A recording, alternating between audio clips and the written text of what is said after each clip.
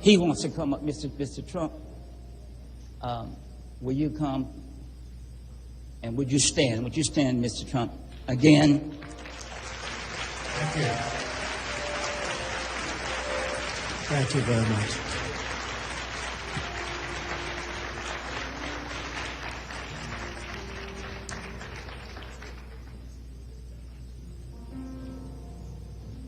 Thank you. That's so nice. Thank you. Thank you, sir. Thank you, sir.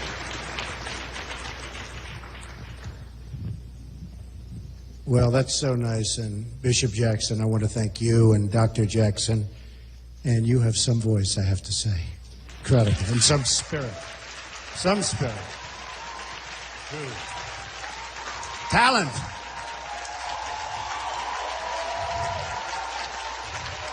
Thank you. Well, I just wrote this the other day, knowing I'd be here, and I mean it from the heart. And I'd like to just read it, and I think you'll understand it maybe better than I do in certain ways. For centuries, the African American church has been the conscience of our country. So true. It's from the pews and pulpits and Christian teachings of black churches all across this land that the civil rights movement lifted up its soul and lifted up the soul of our nation. It's from these pews that our nation has been inspired toward a better moral character, a deeper concern for mankind, and spirit of charity and unity that binds us all together, and we are bound together, and I see that today. This has been an amazing day for me. The African American faith community has been one of God's greatest gifts to America and to its people. There is perhaps no action our leaders can take that would do more to heal our country and support our people than to provide a greater platform to the black churches and churchgoers. You do right every day by your community and your families. You raise children in the light of God. I will always support your church, always, and defend your right to worship. So important. I am here today to listen to your message, and I hope my presence here will also help your voice to reach new audiences in our country, and many of these audiences desperately need your spirit and your thought. I can tell you that. Christian faith is not the past, but the present and the future. Make it stronger. We'll make it stronger. And we'll open it up to great, great leaders like Pastor Jackson, Bishop Jackson, Dr. Jackson, and so many others, and so many others actually sitting here. Darrell Scott, we have, who's phenomenal, who's been with me for so long. Omarosa, who's actually a very nice person, but I don't want to say that, because I'll destroy her image by saying that, right? She's actually a very, very fine person and a pastor. And I just want to thank all of the folks. And there is somebody that's been very special to me, Dr. Ben Carson, who's been, stand up, Ben. Come here. Come here, Ben. This is a great man and a great guy. So as I prepare to campaign all across the nation and in every community, I will have an opportunity to lay out my plans for economic change, which will be so good for Detroit and so good for this community, because we're going to bring jobs back. I will have a chance, thank you, we'll bring them back. I'm taking them back from Mexico and everywhere else because they're gone. I will have a chance to discuss school choice, which is very important, and how to put every American on the ladder to success, a great education, a great job. But today, I just want to let you know that I am here to listen to you, and I've been doing that. And we had a fantastic interview with Bishop Jackson. It was really an amazing interview. He's better than the people that do that professionally. I will tell you, it's true. It's true. Good. He's better. And I didn't really know what I was getting myself into. I didn't know. Was this going to be nice? Was this going to be wild? He is a great gentleman and a very smart guy. I just hope you don't lose him to Hollywood. That's the only problem. And especially Dr. Jackson. She may be gone. Hollywood is calling. Look at all those television cameras back there. Now look at all the television cameras. I'm sorry to do that to you, Bishop, because, one of those things, right? Our nation is too divided. We talk past each other, not to each other, and those who seek office do not do enough to step into the community and learn what is going on. They don't know. They have no clue. I'm here today to learn so that we can together remedy injustice in any form, and so that we can also remedy economics, so that the African American community can benefit economically through jobs and income and so many other different ways.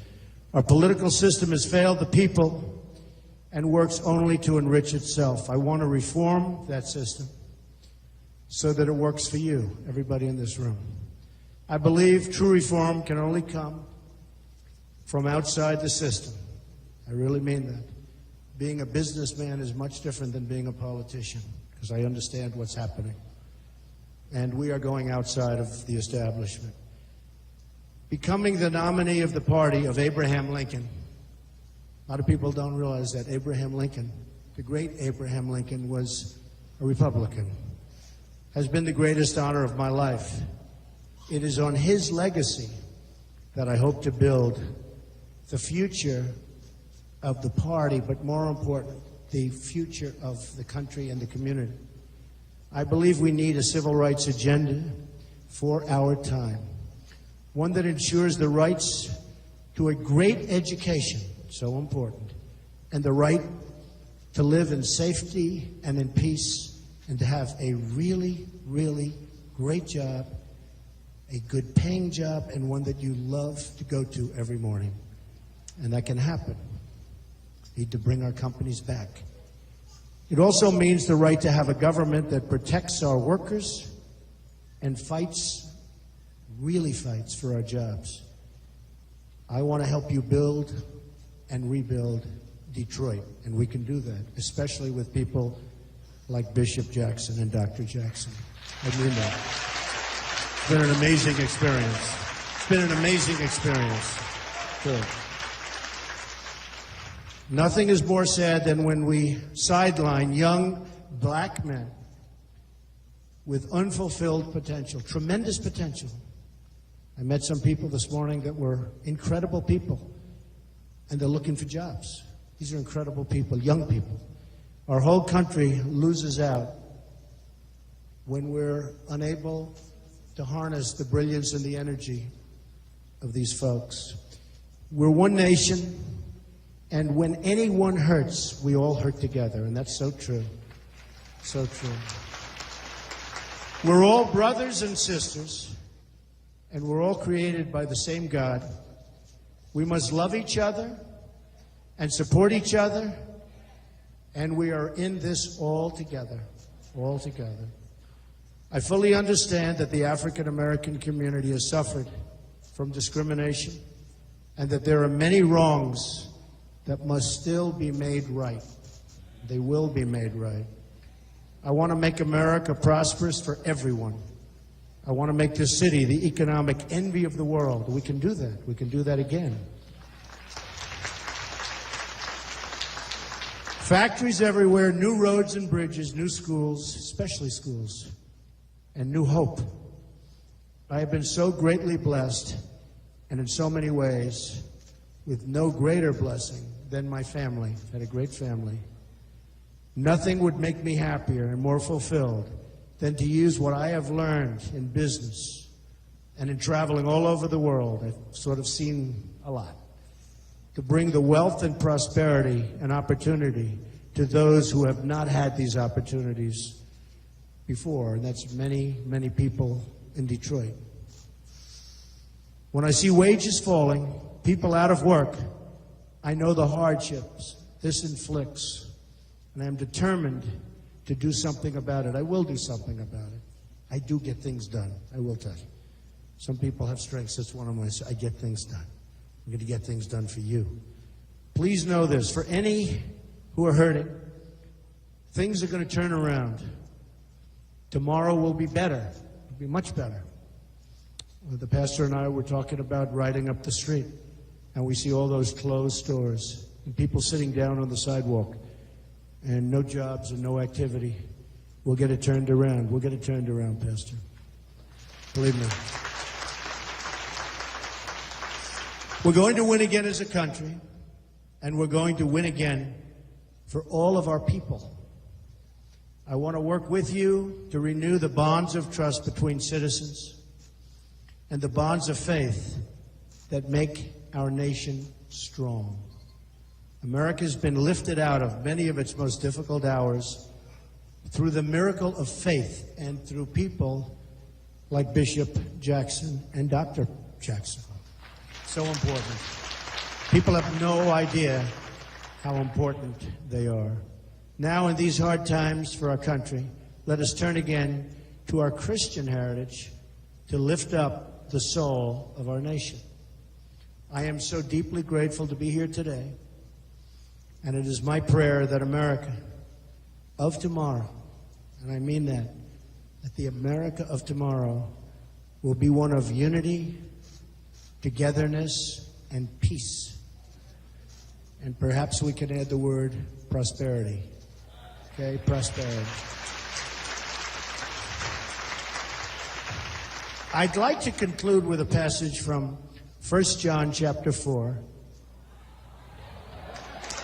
You know it. See, most groups I speak to don't know that, but we know it. If you want, we can say it together. No one has ever seen God, but if we love one another, God lives in us, and His love is made complete in us. And that's so true. Thank you very much. This has been such an honor. Thank you very much. Bishop, thank you, sir. Thank you. Thank you. Thank you, Bishop.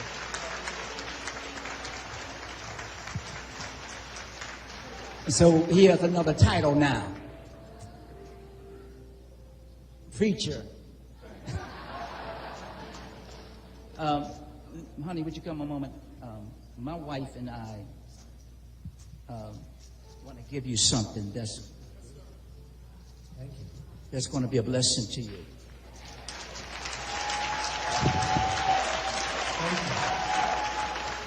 This is a prayer shawl straight from Israel. And with this prayer shawl, whenever you're, hold this for me, please.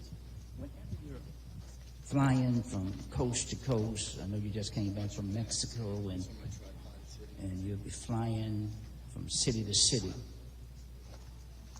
There is an anointing. The anointing is the power of God.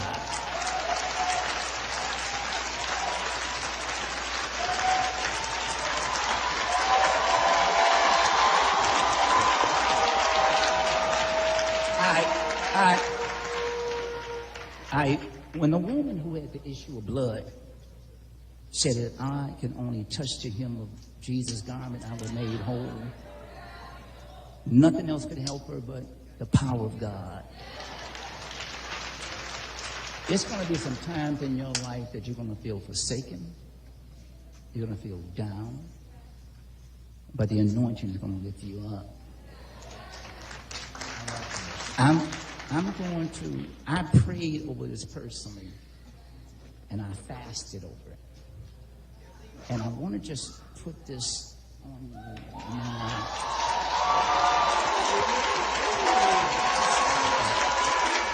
And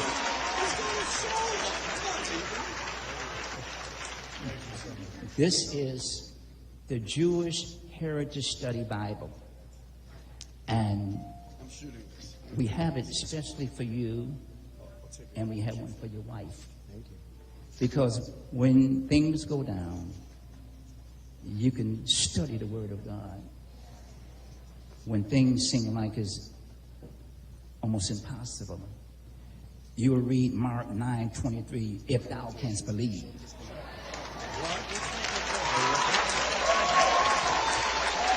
All things are possible.